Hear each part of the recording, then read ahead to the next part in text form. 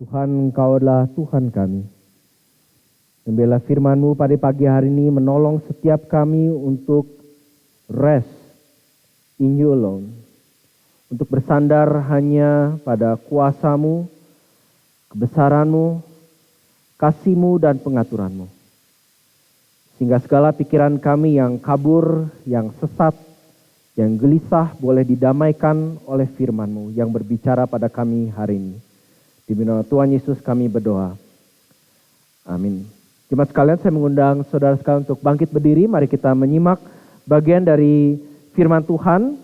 Kita sebetulnya akan membahas Wahyu 10 dan 11, tetapi saya akan mengajak saudara untuk bersama-sama menyimak bagian pembacaan dari pasal 11 ayat 15 sampai 19. Demikian firman Tuhan.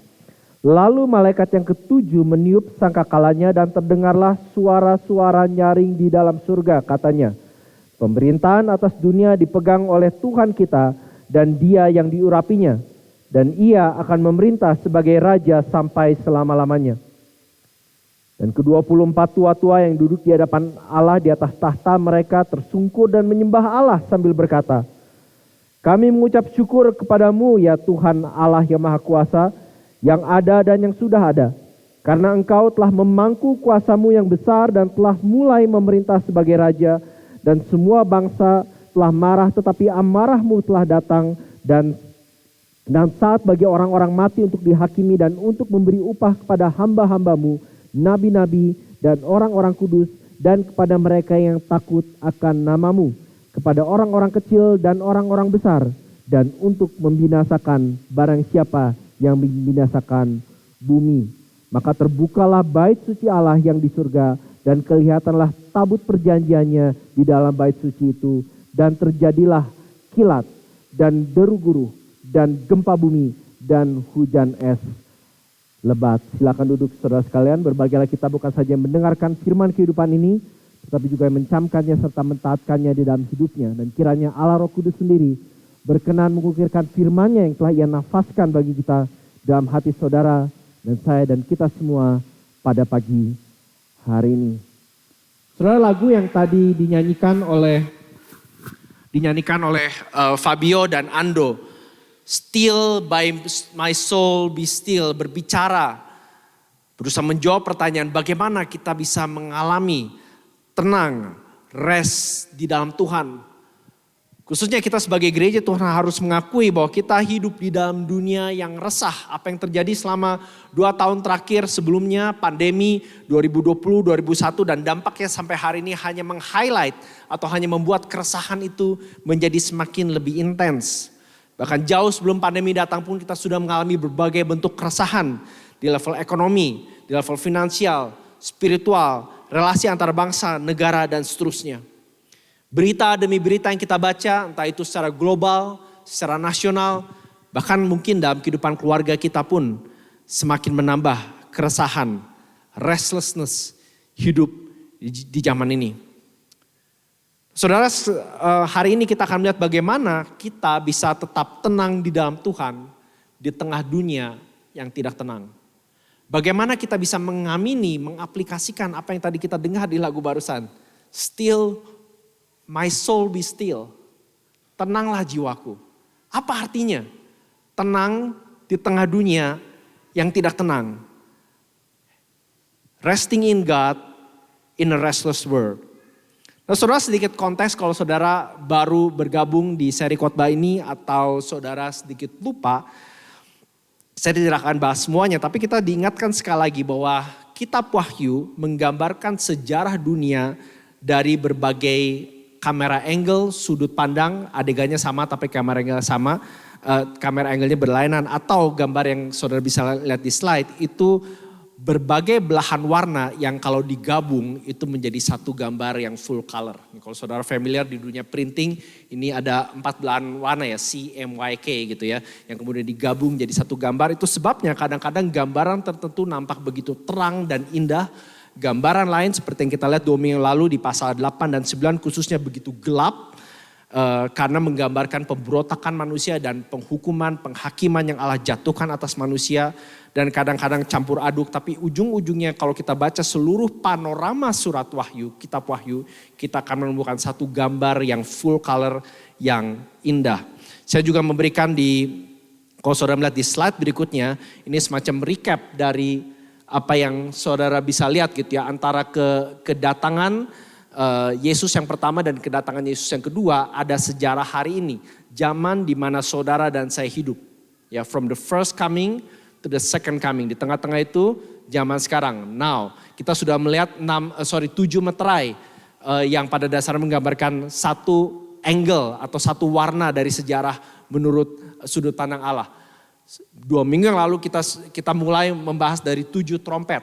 Dan ke-6 trompet pertama kalau saudara ingat menggambarkan penghakiman, penghukuman, murka Tuhan atas dosa. Dan itu pun setelah murka Tuhan dijatuhkan, manusia tetap tidak bertobat. Oke, bahkan kalau saudara ingat mungkin kesimpulan dari khotbah saya 2 minggu lalu dari Wahyu 8 sampai 9 di slide berikutnya seperti ini bukan? Mereka yang menolak untuk diselamatkan oleh Tuhan akan mendapatkan Tuhan yang menolak untuk menyelamatkan mereka. Mereka yang menolak untuk diselamatkan Tuhan akan mendapatkan Tuhan yang menolak untuk menyelamatkan mereka. Nah hari ini kita akan melihat, kalau saudara melihat di slide berikutnya, masih 7 trompet, tapi sekarang kita akan melihat antara trompet ke-6 dan ke-7. Dan saudara akan menemukan rupanya antara trompet ke-6 dan ke-7, yaitu pasal 10 dan 11, ada semacam jeda. Ada semacam interlude.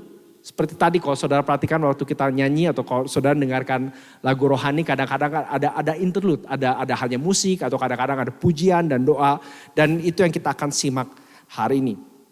Dan saudara, kalau menjawab bagaimana kita bisa tenang di dalam Tuhan di tengah dunia yang resah, maka di slide berikutnya kita akan melihat bahwa kita bisa tenang di dalam Allah saat kita sebagai gereja Tuhan setia terlibat dalam misi Yesus di dunia.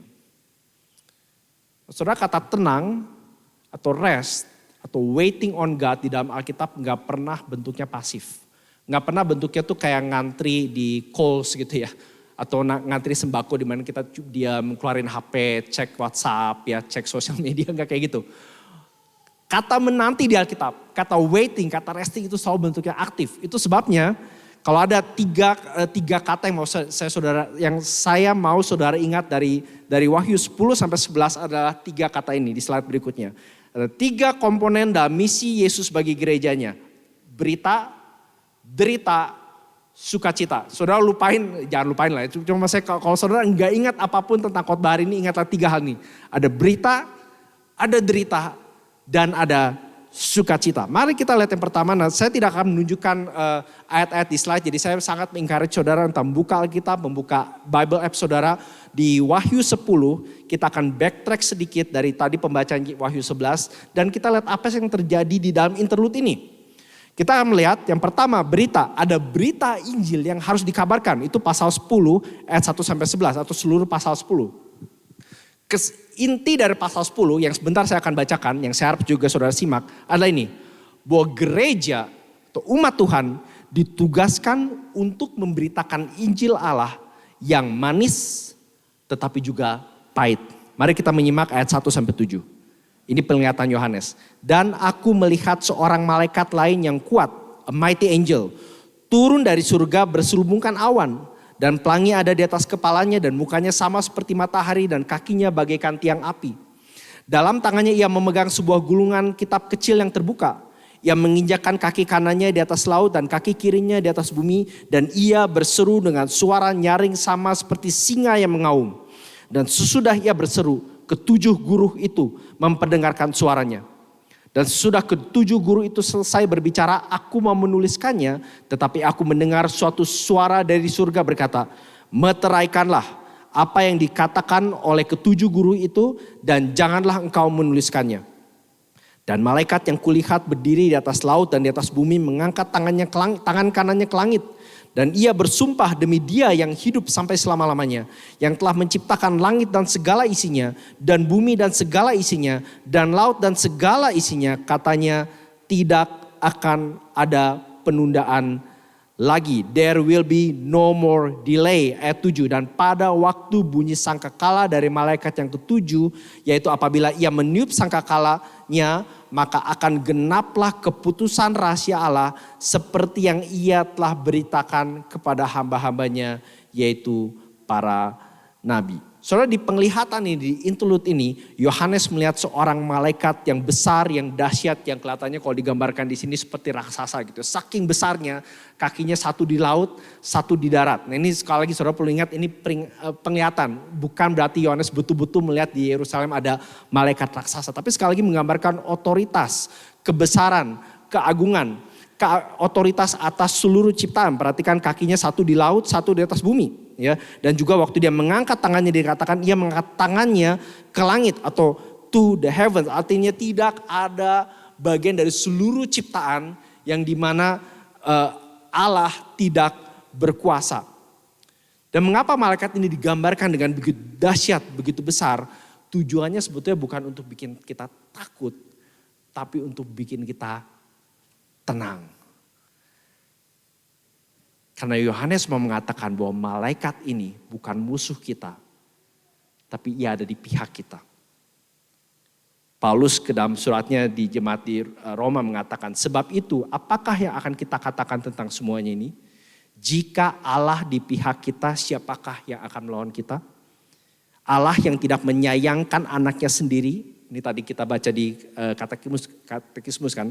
Tetapi yang menyerahkan anaknya bagi kita semua, bagaimanakah mungkin ia tidak mengaruniakan segala sesuatu pada kita bersama-sama dengan Dia. Ayat 1-7 mengatakan banyak hal, tapi salah satunya adalah Allah ada di pihak kita. Ayat keempat, waktu malaikat itu berbicara ada 7 guru yang bersuara. Sebelum Yohanes menulis, Yohanes dapat perintah. Don't write it down. Meteraikan, segelkan. Ayat keempat ya, meteraikanlah apa yang dikatakan oleh ke-7 guru itu dan janganlah engkau menuliskannya. Saya nggak tahu berapa banyak dari saudara waktu baca bagian ini merasa sedikit disappointed. Ya, kok nggak dikasih tahu? Katanya wahyu, ya. Katanya penyingkapkan, katanya revelation. Kenapa ada hal-hal yang sepertinya disembunyikan? Apakah yang Allah sembunyikan gitu ya? Nah, saudara, di sini kita sekali diingatkan bahwa Allah sebagai Allah yang berkuasa, berotoritas, berdaulat, Dia punya hak untuk tidak memberitahu kita semuanya. Tetapi Dia di dalam kasih-Nya dan kebesarannya memberikan saudara dan saya enough, cukup banyak kebenaran supaya kita bisa mengenal, percaya, dan ikut Dia. Saudara yang sudah cukup lama ikut Tuhan, membaca Alkitab, mengajarkan Alkitab, saudara tahu bukan bahwa di satu pihak kita bersyukur semakin kita membaca firman Tuhan, mengajarkannya, mendengarkan, diajarkan, kita semakin mengenal Tuhan. Kita semakin mencintai Tuhan. Kita semakin mendalami arti diselamatkan.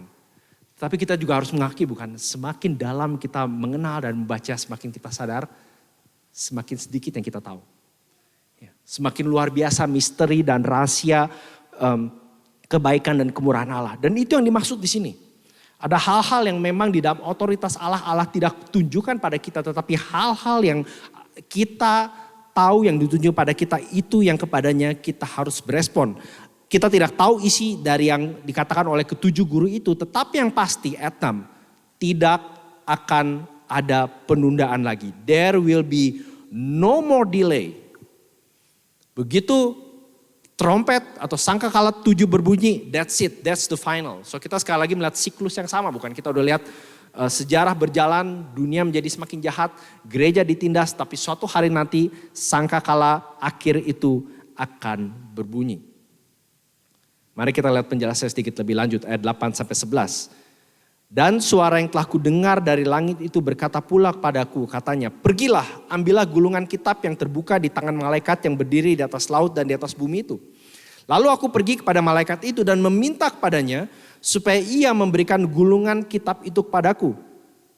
Katanya kepadaku, ambillah dan makanlah dia, dan ia akan membuat perutmu terasa pahit, tetapi di dalam mulutmu ia akan terasa manis seperti madu. Lalu aku mengambil kitab itu dari tangan malaikat itu dan memakannya. Di dalam mulutku ia terasa manis seperti madu, tetapi sesudah aku memakannya perutku menjadi pahit rasanya. Maka ia berkata kepadaku, Engkau harus bernubuat lagi kepada banyak bangsa dan kaum dan bahasa dan raja. Di sini Yohanes menerima gulungan kitab yang intinya isinya adalah firman kebenaran atau Injil kebenaran, Injil keselamatan. Dan maka itu suruh mengatakan, ambillah waktu kamu makannya akan manis di mulutmu tapi pahit di perutmu. Nah ini sebetulnya paralel dengan apa yang terjadi di kalau nggak salah Nabi Yeremia atau Yeskiel yang juga menerima tugas yang sama. Engkau akan makan kitab ini, artinya mengunyah, menelannya, menjadikannya bagian dari tubuhmu, dari hidupmu, barulah kamu bisa membagikannya. Nah, saudara, nggak sedikit dari kita yang memperlakukan agama atau khususnya kekristenan sebagai objek untuk ditelaah, untuk diperiksa, untuk dianalisa. Untuk kita mengatakan aku hanya akan percaya, aku menerima kalau aku understand. Tapi kebenaran Injil sebetulnya mengatakan totally the opposite. Kamu hanya bisa menerima, percaya, dan mengikuti Kristus kalau kamu stand under. In order to understand, you have to stand under. Kamu harus mengakui bahwa Allah yang berfirman di dalam Alkitab, Allah yang menyatakan dirinya dalam Kristus adalah penciptamu. Yang berhak membinasakanmu, tetapi dalam anugerahnya dan kasihnya dia telah memerdekakanmu. Dan itulah berita keselamatan yang manis, yang baik, yang kita butuhkan. Tetapi pada saat sama juga pahit, karena bagi mereka yang menolak, berita Injil ini menyatakan penghakiman, menyatakan ketidakselamatan. Dari mana kita bisa tahu? Salah satunya di ayat 11 dikatakan engkau harus bernubuat lagi kepada banyak, perhatikan ada 4 situ, bangsa, kaum, bahasa, dan raja. Nah angka 4 itu salah satu simbol lagi di kitab Wahyu yang menggambarkan keseluruhan. Ada 4 mata angin ya, utara, barat, timur, selatan. Ada 4 tipe di sini, bangsa, kaum, bahasa, dan raja. Dan setiap kali 4 kategori ini dipakai di Wahyu, selalu yang dirujuk adalah manusia yang memberontak melawan Allah. Di pasal sebelumnya orang-orang ini disebut sebagai earth dwellers, mereka yang tinggal di bumi. Nah kita juga tinggal di bumi gitu ya. Kita juga punya KTP, punya alamat gitu. Tetapi poinnya adalah mereka yang tinggal, yang mendapatkan sukacitanya, yang mendapatkan makna hidupnya, yang mendapatkan tujuan hidupnya hanya berdasarkan apa yang mereka bisa lihat di bumi. Jadi bagi mereka sukses itu mereka lihat tetangga. Oh tetangga punya mobil, aku juga punya mobil. Oh tetangga punya 2 anak, aku juga punya 2 anak. Tetangga punya ini, aku punya itu. Atau lihatnya sekarang udah bukan lihat pagar ya, lihatnya di sosial media. Lihatnya di grup WhatsApp. Earth dwellers, bangsa, kaum, bahasa, dan raja. Engkau harus bernubuat lagi, engkau harus menyatakan Injil yang pahit dan manis ini kepada mereka. Saudara, mengapa Injil itu pahit? Karena Injil secara esensi bersifat ofensif. Satu hal saya sering share di tadi kebaktian atau di persekutuan pemuda gitu ya, bahwa salah satu hal yang bagi saya ya, salah satu hambatan atau halangan yang paling sulit dilalui waktu membagikan Injil dengan orang lain adalah membuat orang itu sadar bahwa bukan saja dia berdosa, kebanyakan orang tuh tahu mereka berdosa, kebanyakan orang tahu mereka nggak perfect ya, tetapi mereka berdosa di hadapan Allah yang suci. Mereka berdosa dan yang mereka patut dan layak terima adalah murkanya yang menyala-nyala. Dan saya tahu at the end of the day itu pekerjaan Roh Kudus, tetapi perlu waktu untuk menjelaskan seriusnya, dalamnya, radikalnya, ofensifnya natur dosa kita di hadapan Allah. Injil secara esensi ofensif, membawa kepahitan, rasanya pahit gitu ya. Menunjukkan kita di bawah murka Allah dan satu-satunya jalan keluar adalah diselamatkan melalui Yesus. Saudara, itu sebabnya penting untuk kita mengetahui berita yang kita harus kabarkan. Berita Injil, firman Tuhan, kebenaran tentang Kristus. Apa yang Allah katakan tentang kekudusannya, kesuciannya, penghakimannya, dan bagaimana kita berespon terhadap berita Injil itu. Saudara, baru-baru ini diadakan studi atas 40.000 individu yang umurnya antara 8 sampai 80 tahun. Dan studi itu menemukan, ya, saya rasa 80 sampai 80 tahun mencakup kebanyakan kita di sini lah ya. Menemukan bahwa kalau Bible engagement kita, nah yang dimaksud dengan Bible engagement adalah mendengarkan atau membaca firman Tuhan. Jadi mendengarkan khotbah saya, ini salah satu bentuk Bible engagement. Yang lain mungkin baca Alkitab di rumah, atau dengerin di podcast gitu ya, atau bahas Alkitab di kelompok kecil ya. Jadi itu semua Bible engagement. Kalau Bible engagement kita per minggu hanya 1-2 kali. Jadi selain kalian saudara dengarkan khotbah minggu tanpa tidur gitu ya, berkonsentrasi.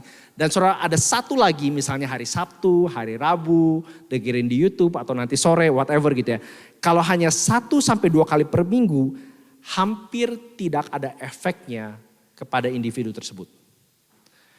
Kalau 3 kali seminggu, dampaknya kecil, tetapi efeknya itu sama dengan mereka yang tidak engage at all. Jadi kalau Bible engagement saudara hanya 3 kali seminggu, itu nggak ada bedanya dampaknya dalam hidup saudara dengan saudara nggak ke gereja sama sekali. To put it bluntly, kalau boleh ngomong kasarnya seperti itu. Dampak baru muncul begitu Bible engagement kita setiap minggu minimal 4 kali. Efek dari Bible engagement yang minimal 4 kali seminggu adalah seperti ini. Perasaan lonely turun 30%, kemarahan turun 32%, kepahitan di dalam relationship turun 40%, alkoholisme turun 57%, seks di luar pernikahan turun 68%, merasa stuck di dalam hidup turun 60%, pemakaian dan nonton pornografi turun 61%, tetapi membagikan Injil naik 200% dan memuridkan orang lain naik 230%. Jadi saudara bukan hal yang kecil mengenal, mendalami berita firman Tuhan, berita Injil. Saudara, Yesus sudah memberikan pada gerejanya, pada saudara dan saya berita Injilnya bukan saja untuk dikabarkan tapi didalami. Tapi apakah kita seperti Yohanes, bukan saja kita mengetahuinya, tapi kita menerimanya dan memakannya dan mengunyahnya, menjadikannya bagian dari hidup kita. Saudara, alasan apa yang menghalangi saudara untuk tidak memiliki Bible engagement setidaknya 4 kali seminggu? Saya nggak bakal prescribe ke saudara mana, saudara mungkin bisa tanya sama saya kalau saudara mau 4 kali seminggu itu seperti apa gitu ya. Tetapi saudara tahu sendiri rutinitas saudara, intensitas yang saudara butuhkan. Saudara bicara kembali soal ketenangan, ini ada di slide ya. Semakin kita menikmati keindahan berita Injil, itu kata yang pertama ya, berita. Semakin bertambah ketenangan kita di dalam Tuhan. The more we enjoy the beauty of the gospel news, the more we enjoy our peace in God. Sayangnya saudara, seperti kita lihat di Wahyu ini, apa yang membawa ketenangan, sukacita, kemanisan bagi kita kepada orang-orang yang percaya tidak selalu direspon dengan baik oleh dunia atau orang-orang dalam tanda kutip Kristen yang duniawi. Mari kita lihat ayat pasal 11 sekarang. Pasal 11, kalau mau disimpulkan, pasal 11 ayat 1-10 mengatakan ini. Walaupun gereja menderita dan sepertinya kalah total oleh dunia, tetapi kesaksiannya tidak bisa dibendung. Mari kita lihat ayat pertama sampai ke-4 terlebih dahulu. Kemudian diberikanlah kepadaku sebatang bulu seperti tongkat pengukur rupanya, dengan kata-kata berikut. Bangunlah dan ukurlah bait suci Allah dan mezbah dan mereka yang beribadah di dalamnya. Tetapi kecualikan pelataran bait suci yang di sebelah luar, janganlah engkau mengukurnya, karena ia telah diberikan kepada bangsa-bangsa lain dan mereka akan menginjak-injak kota suci 42 hari lamanya. Dan aku akan memberikan tugas kepada kedua saksiku supaya mereka bernubuat sambil berkabung 1260 hari lamanya. Mereka adalah kedua pohon zaitun dan kedua kaki Dian yang berdiri di hadapan Tuhan semesta alam. Saudara, di sini waktu Yohanes berbicara tentang bait suci, ia berbicara tentang umat Tuhan. Umat Tuhan yang seperti kita sudah lihat di pasal 6 dan pasal 7, umat Tuhan yang dijamin security dan keamanan mereka. Itu sebabnya diukur. Maksudnya diukur adalah tunjukkan how many are there, berapa amannya mereka, berapa secure-nya mereka. Oke, jadi kalau kita lihat saudara, ini pola yang sama di waktu kita melihat ke 7 meterai, meterai dibuka, begitu 6 meterai ke-6 dibuka, ada interlude yang kalau saudara ingat di pasal 7 memeteraikan seluruh umat Tuhan, bukan 144.000 kalau saudara ingat, dan umat Tuhan yang tidak terhitung jumlahnya. Sekali dikatakan mereka dimeteraikan, mereka dijamin keamanannya, mereka dijamin keselamatannya, dan di sini kita menemukan pola yang sama. Yohanes disuruh bangun mengukur bait suci untuk menunjukkan bahwa setiap dari anak-anak Tuhan, setiap umat Tuhan, setiap orang yang berada dalam Kristus itu safe dan secure. Tetapi walaupun demikian, walaupun mereka safe di tangan Tuhan, tetapi bukan berarti mereka tidak akan menderita. Sorry kalau saya ngulang lagi, tapi saya kayaknya sempat cerita di PD gitu ya, di persekutuan doa kita, bahwa ada sejumlah orang Kristen yang berpikir bahwa kalau kita mengikuti Yesus dan makin kita intens ikut Yesus, makin sering kita pelayanan, apalagi kalau jenjangnya di gereja atau pelayanan itu makin tinggi, entah bagaimana Tuhan tuh berkewajiban untuk membuat kita imun dari penderitaan. Saya pernah cerita dulu kalau saya pulang ke Bandung, biasanya ke tempat oma saya dan biasanya ketemu om atau tante yang dari dulu kita grow up bareng gitu ya. Dan saya masih ingat lagi tuh lewat jalan terus satu tante ini ngenalin saya, dia bilang, "Hei, si Chris ya? Anaknya Kwan Beng kan?" "Ya tante." "Wah, tante dengar sekarang udah jadi pendeta ya?" "Ya tante, thank you." "Ya, wah kalau pendeta mah beda berkatnya," gitu ya. Saudara, saya juga bermaksud menuduh atau mempertanyakan iman si tante ini. Tetapi entah bagaimana di dalam cara kita berpikir, kalau kita menjadi klub atau bagian dari anggota tertentu di gereja, Tuhan seolah-olah memberikan kita semacam concession dari penderitaan. Kita enggak, saudara. Hal yang sama juga saya alami bertemu dengan seorang yang sempat visit ke sini karena berobat.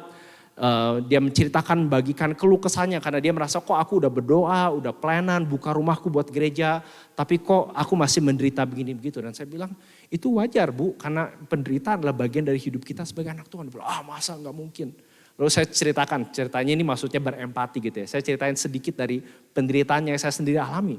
Dan dia seperti nggak percaya, kok bisa ya, kamu kan pendeta. Saya bilang, emang pendeta itu gimana pendeta bisa imun dari penderitaan? Kalau saudara melihat baik di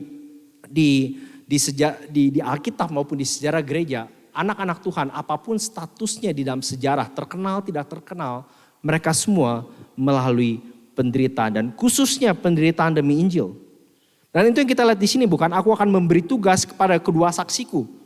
Ini ada banyak cara untuk menginterpretasi bagian ini, tapi saya mengambil view bahwa dua saksi ini bukan bicara literal dua orang, ya, tetapi ini pada dasarnya menggambarkan kekokohan dari kesaksian. Kalau saudara lihat di Perjanjian Lama, biasanya setiap kali ada kasus di court, di dalam cara berpikir orang Yahudi minimal perlu berapa? 2 saksi. Ini menunjukkan bahwa apa yang si saksi 1 dan saksi 2 katakan sama-sama harmonis, sama-sama setuju satu sama lain, dan mereka membawa pesan yang sama. Oke. Dan saya percaya kedua saksi di sini berbicara tentang gereja. Dan di situ sekali lagi ini menyambung bagian yang pertama tadi ya, bahwa mereka bernubuat, artinya memberitakan Injil, mengabarkan firman Tuhan sambil berkabung. 1260 hari lamanya. Kalau saudara hitung, itu sama dengan apa yang dibilang di atas. Mereka akan menginjak-injak kota suci 42 bulan lamanya.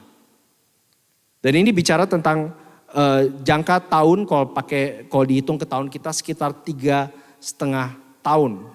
Dan seperti kita sudah lihat di kitab Wahyu berkali-kali, masa penderitaan, masa aniaya yang gereja akan alami memang akan intens, memang akan dalam, memang akan serius, tetapi Allah punya full control. 42 bulan lamanya, 1260 hari lamanya, tidak lebih, tidak kurang. Kesaksian mereka dikonfirm dengan sebutan bahwa mereka ada kedua pohon zaitun dan kedua kaki dian yang berdiri di hadapan Tuhan semesta alam. Kita sudah melihat di pasal 2 dan 3, pasal 1 bahwa kaki dian melambangkan gereja. Oke. Saya suka ilustrasi dengan seorang pembicara mengatakan kenapa dibilang 2 pohon zaitun dan kaki dian. Karena kaki dian lagi zaman itu kan belum ada listrik ya. Jadi saudara kaki dian untuk menyalakan, untuk ada penerangan saudara pakai kaki dian. Perlu minyak gitu ya untuk menyalakan api. Nah, waktu itu minyak yang dipakai untuk menyalakan api adalah minyak zaitun. Dan dia menggambarkan ini sama seperti saudara kita semua punya ya. Punya HP dan dekat dengan HP itu saudara taruh HP saudara dekat dengan phone charger di tembok.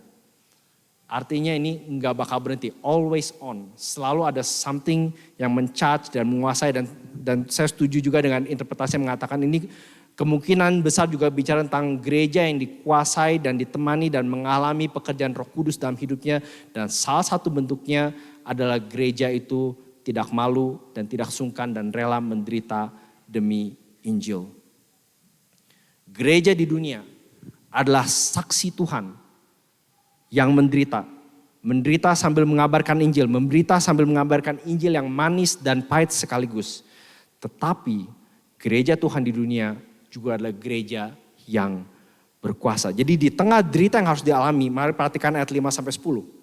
Dan jikalau ada orang yang hendak menyakiti mereka, keluarlah api dari mulut mereka menghanguskan semua musuh mereka. Dan jikalau ada orang yang hendak menyakiti mereka, maka orang itu harus mati secara itu. Mereka mempunyai kuasa menutup langit supaya jangan turun hujan selama mereka bernubuat. Dan mereka mempunyai kuasa atas segala air untuk mengubahnya menjadi darah. Dan untuk memukul bumi dengan segala jenis malapetaka setiap kali mereka menghendakinya.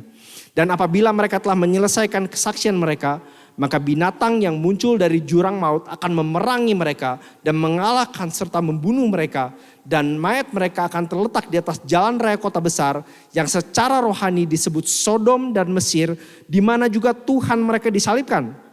Dan orang-orang dari segala bangsa dan suku dan bahasa dan kaum, ya perhatikan sekali lagi empat itu kategori itu, melihat mayat mereka 3,5 hari lamanya, dan orang-orang itu tidak memperbolehkan mayat mereka dikuburkan. Dan mereka yang diam di atas bumi bergembira dan bersuka cita atas mereka itu, dan berpesta dan saling mengirim hadiah, karena kedua nabi itu telah merupakan siksaan bagi semua orang yang diam di atas bumi. Saudara, sekali lagi kita melihat satu gambaran yang indah tapi juga sangat-sangat painful tentang hidup di akhir zaman. Gereja diberi kesempatan dan mungkin bahkan kebebasan untuk memberitakan firman Tuhan. Tapi rupanya apa yang mereka beritakan bukan saja pahit tapi menjadi siksaan bagi orang yang mendengarnya. Semua istilah simbolis yang kita lihat dari ayat 5 sampai di ayat 5 dan seterusnya. Kalau saudara melihat ini merefleksikan pelayanan Elia dan Musa, bukan? Kuasa menutup langit supaya jangan turun hujan selama mereka bernubuat. Oke, itu Nabi Elia. Mereka punya kuasa atas segala air untuk mengubahnya menjadi darah. Itu Nabi Musa. Ini bukan berarti secara literal gereja atau pendeta atau hamba Tuhan atau penginjil itu punya kuasa melakukan hal ini secara literal. Tapi pada dasarnya Yohanes ditunjukkan bahwa kuasa yang sama atau Allah yang sama yang menyertai Elia dan Musa dan para nabi dengan penuh kuasa adalah Allah yang sama yang menyertai setiap kali firman Tuhan dikabarkan. Saudara, sadarkah saudara bahwa setiap kali firman Tuhan dikabarkan dari mimbar, itu Tuhan sedang menyatakan kuasanya, otoritasnya, kehendaknya atas hidup saudara dan saya. Itu sebabnya khotbah seringkali bentuknya monolog atau one way karena kita mengakui ada tempatnya di mana kita duduk diam bersama-sama dan mengakui. Saya suka apa yang satu pengakuan iman rasuli katakan bahwa di dalam teologi yang akurat maka pemberitaan firman Tuhan dari mimbar adalah firman Tuhan. Bukan berarti saya sebagai pendeta menambahkan kitab atau inspirasi ke dalam Alkitab. Tetapi waktu kita bersama-sama duduk di dalam komunitas gereja Tuhan dan mendengarkan firman Tuhan, kita harus memperlakukannya sebagai Allah yang berbicara pada kita. Bukan suatu topik, bukan suatu lecture untuk kita analisa, kita kritik, kita berikan catatan tambahan. Saudara, tentu ada tempat yang memberikan masukan, ada tempat yang memberikan kritikan. Tetapi juga mungkin bagi kita zaman sekarang, tempat seringkali yang kita harus belajar adalah tempat mendengarkan, taat, dan tidak bertindak seperti orang-orang ini. Saudara perhatikan, ayat 7, apabila mereka telah menyelesaikan kesaksian mereka, gereja ya, maka binatang yang muncul dari jurang maut, dan nanti kita akan lihat di beberapa pasal berikutnya, akan memerangi mereka dan mengalahkan serta membunuh mereka. Ada yang mengatakan ini berbicara tentang entah pihak agama yang benci kita, orang-orang yang benci Tuhan, tapi juga bisa bicara tentang negara gitu ya, yang menghalangi firman Tuhan dikabarkan. Dan mayat mereka ayat 8 akan terletak di atas jalan raya kota besar. Ini yang menarik. Yang secara rohani disebut Sodom dan Mesir. Di mana juga Tuhan mereka disalibkan. Kalau saudara tahu Alkitab saudara, maka saudara tahu bahwa Yesus tidak disalibkan di Sodom maupun di Mesir. Yesus disalibkan di Yerusalem. Dan inilah cara Yohanes atau cara Tuhan menunjukkan bahwa kota suci yang begitu diagung-agungkan oleh orang Yahudi tidak lagi menjadi kota sucinya Tuhan. Kota suci sekarang adalah tempat di mana Allah tinggal. Mau itu di Yerusalem, di Jakarta, Surabaya, Pamulang, Melbourne, Sydney, Geelong. Di mana Allah tinggal dengan umatnya, itulah kota suci. Dan ironisnya kota suci yang secara geografis disebut Yerusalem, the Holy City, bahkan sampai hari ini, secara rohani disebut Sodom. Secara rohani disebut Mesir.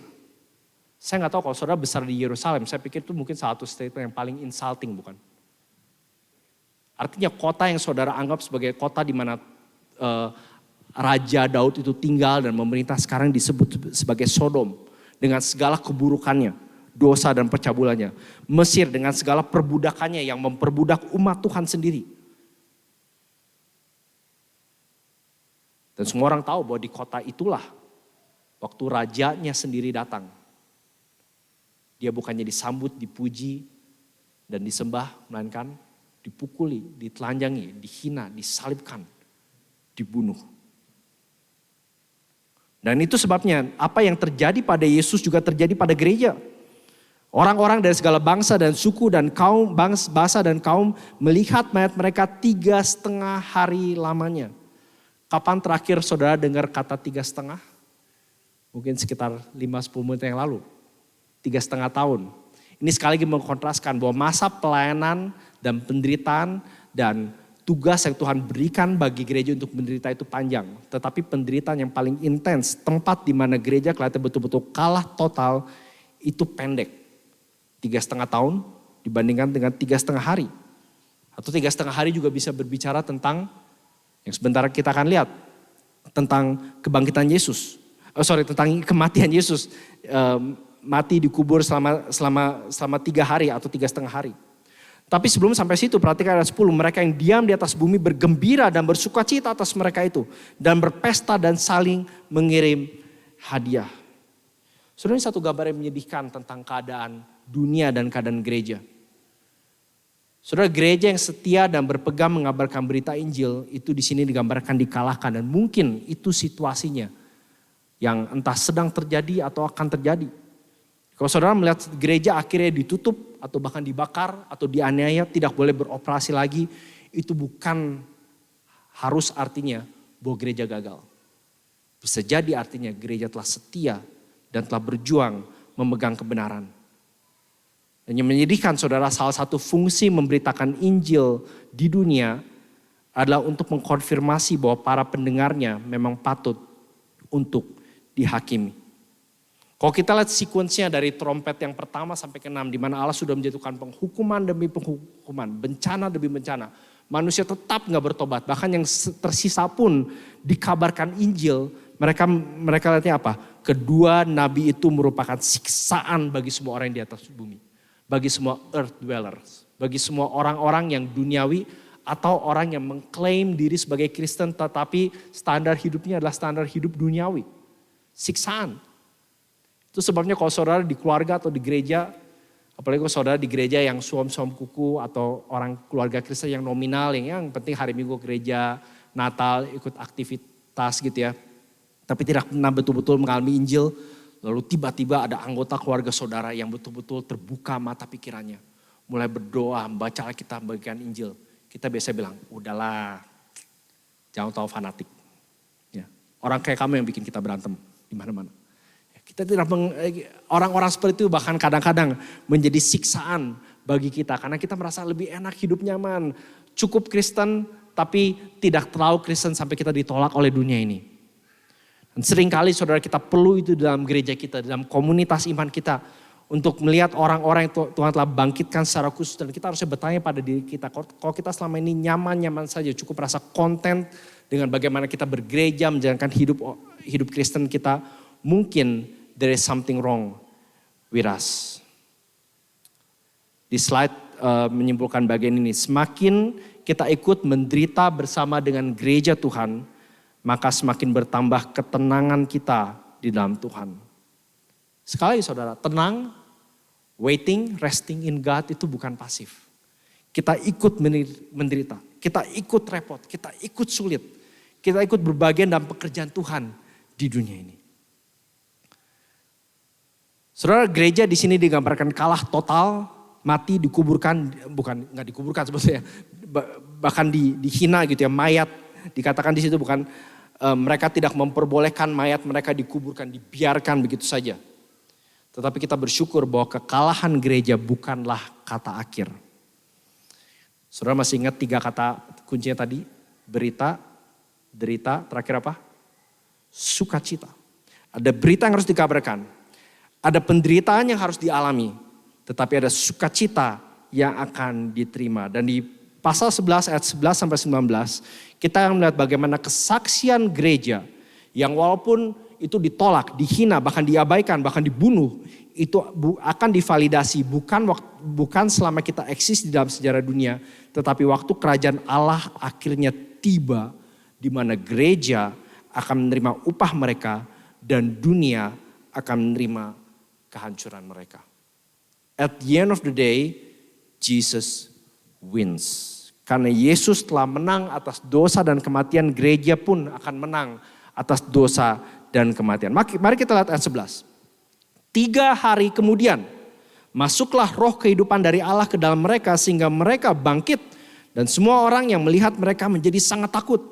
Dan orang-orang itu mendengar suatu suara yang nyaring dari surga berkata kepada mereka, "Come up here, naiklah kemari." Lalu naiklah mereka ke langit, diselubungi awan, disaksikan oleh musuh-musuh mereka. Pada saat itu terjadilah gempa bumi yang dahsyat dan 1/10 bagian dari kota itu rubuh. Dan 7.000 orang mati oleh gempa bumi itu. Dan orang-orang lain sangat ketakutan lalu memuliakan Allah yang di surga. Celaka yang kedua sudah lewat, lihatlah celaka yang ketiga segera menyusul. Singkat cerita di sini kita lihat bagaimana Tuhanlah yang akhirnya membenarkan, yang memvalidasi kesaksian gerejanya dan musuh-musuh gereja dengan kedatangannya. Dan musuh-musuhnya harus siap menerima kehancuran mereka. Saudara, catatan, kalau saudara melihat ayat 13. Pada saat itu terjadilah gempa bumi yang dahsyat dan 1/10 bagian dari kota itu rubuh. 1/10 artinya belum semua. 7.000 orang mati belum semua gitu ya.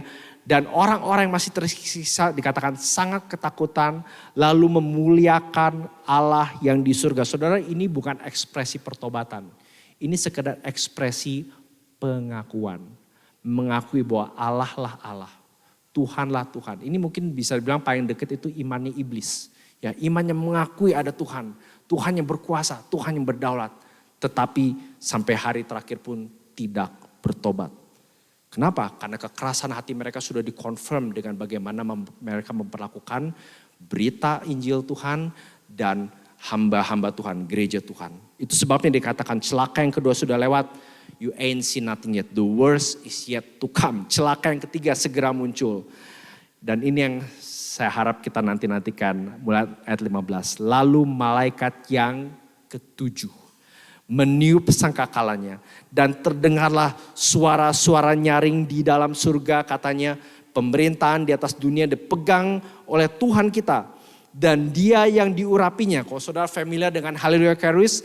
And he shall reign forever and ever. Persis dari sini. Ia akan memerintah sebagai raja sampai selama-lamanya. Dan ke-24 tua-tua yang kita sudah lihat di pasal-pasal awal. Yang duduk di hadapan Allah, di atas tahta mereka.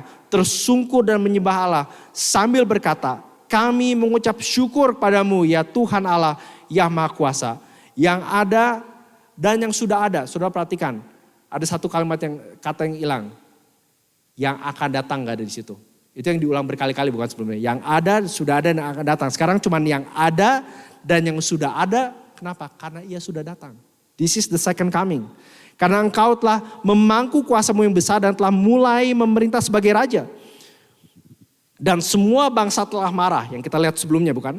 Tetapi amarahmu telah datang dan saat bagi orang-orang mati untuk dihakimi dan memberi upah kepada hamba-hambamu, nabi-nabi dan orang-orang kudus, kepada mereka yang takut pada namamu, pada orang-orang kecil dan orang-orang besar. Ini bicara tentang semua orang yang berada dalam Kristus. Mereka yang telah dimeteraikan, mereka yang diukur di bait suci, mereka yang telah menempatkan percaya mereka dalam Kristus. Gereja Tuhan itu akan menerima upah. Upah bukan saja hidup kekal, tapi upah atas segala perbuatan baik dan pelayanan mereka dan pengorbanan mereka dan penderitaan mereka di dunia. Tetapi perhatikan, kalau mereka menerima upah, apa yang terjadi dengan earth dwellers, mereka yang tinggal di bumi, untuk membinasakan barang siapa yang membinasakan bumi. Ironisnya, mereka yang bangga dengan hidup dan pamor dan prestasi dan reputasi mereka di dunia, justru oleh Tuhan dicap sebagai earth destroyers. Mereka yang merusakkan bumi. Maka terbukalah kitab bait suci Allah yang di surga ayat 19. Dan kelihatanlah tabut perjanjiannya dalam bait suci itu dan terjadilah kilat dan deru guru dan gempa bumi dan hujan es yang lebat. Berita, derita, sukacita. Saudara, kita bisa tetap tenang di dalam Tuhan. Di slide berikutnya, dengan kita semakin menantikan sukacita kemenangan kerajaan Tuhan. Dan kalau saudara belum menerima berita sukacita itu atau belum ikut menderita atau ikut ambil bagian dalam pekerjaan Tuhan di dunia ini, mungkin sulit untuk kita mengharapkan sukacita kemenangan Tuhan yang final. Tapi itulah kita ultimate rest dan peace yang Allah berikan pada kita. Dengan kita semakin menantikan sukacita kemenangan final yang telah dimulai oleh Yesus. Saudara, fokus kitab Wahyu adalah Tuhan Yesus Kristus. Bukan soal tanggal kedatangannya, bukan soal siapa yang nanti menjadi tokoh antikristus, tetapi tentang Yesus sendiri. Yesus adalah baik pemberita maupun isi berita Injil itu sendiri. Yesus adalah penembus yang telah mati dan bangkit bagi gerejanya, dan gereja mengikuti jejaknya dengan mati dan akan dibangkitkan bersama dengan Kristus. Yesus adalah raja yang akan memerintah kerajaannya untuk selama-lamanya. Itu sebabnya judul khotbah hari ini, menderita untuk sementara, memerintah untuk selama-lamanya. Dan karena kita begitu diikat, disatukan dengan Yesus, maka apa yang terjadi pada Yesus juga akan terjadi pada gerejanya. Saudara, gereja, umat Tuhan dapat tenang di dalam Allah karena itulah yang Yesus lakukan demi saudara dan saya. Dia yang kelihatannya kalah total waktu mati di salib. Tetapi ia dengan tenang bersandar penuh pada Bapanya dan kuasanya. Bahkan sebelum dia mati dia mengatakan, kepada tanganmu kuserahkan nyawaku. Terus saya mengulang sekali lagi slide yang terakhir. Itu sebabnya saudara dan saya kita bisa tenang di dalam Allah saat kita setia terlibat di dalam misi Yesus di dunia. Ada berita, ada derita dan akan ada sukacita. Gereja dapat tetap tenang di dalam Tuhan karena Injil yang sama yang melahirkan gereja. Adalah Injil yang sama yang memanggil saudara dan saya untuk menderita bahkan mengalami mungkin kekalahan di mata dunia. Tapi Injil itu juga yang menjanjikan bahwa walaupun penderitaan dan kekalahan gereja atau umat Tuhan hanya sementara, tapi kelak gereja akan memerintah bersama dengan Kristus untuk selama-lamanya. Mari kita berdoa. Ya Tuhan Allah Bapa kami bersyukur untuk berita ini yang kiranya boleh memperdalam kasih, kesungguhan dan kesetiaan kami dalam mengikuti Kristus. Baik sebagai individu, sebagai keluarga, tapi secara khusus sebagai gereja Tuhan di tempat ini. Kiranya zaman di mana kami hidup dengan segala tantangan, keresahan dan kebutaannya, menjadi tempat di mana kami dengan setia mengabarkan Injil kerajaan-Mu. Di nama Tuhan Yesus kami berdoa. Amin.